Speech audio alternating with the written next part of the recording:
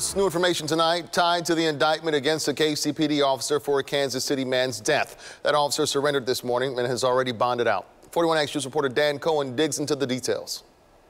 Cameron Lamb died in an officer-involved shooting in December. 6 months later, a grand jury indictment brought involuntary manslaughter and armed criminal action charges against a Kansas City police detective.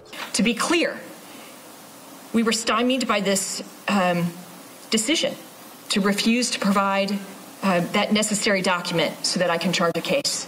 This grand jury indictment is thoroughly detailed. It includes more than 80 pieces of evidence, more than 80 interviews conducted for these charges, but one item not on that list, a probable cause statement from the Kansas City Police Department. They didn't believe a crime occurred. In a statement to 41 Action News, KCPD told us their investigative procedure for officer-involved incidents is to conduct interviews, produce a case file, and if a probable cause statement is needed, include one. But in light of a national conversation on law enforcement reform, Kansas City Mayor Quinton Lucas says more transparency is necessary. All officer-involved shootings will be reviewed by an outside agency, every one.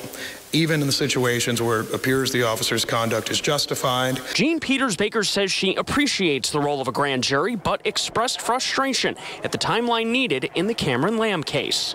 Trust me when I tell you that I wanted to stand at a podium in February.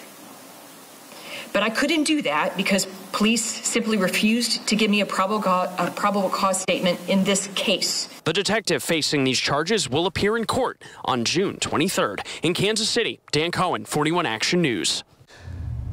The Fraternal Order of Police releasing a statement accusing the prosecuting attorney of, quote, abusing her authority for political gain, even writing this: it is undisputed that the suspect pointed a gun at another officer, which clearly demonstrates that Officer DeValkenaere's actions were justified.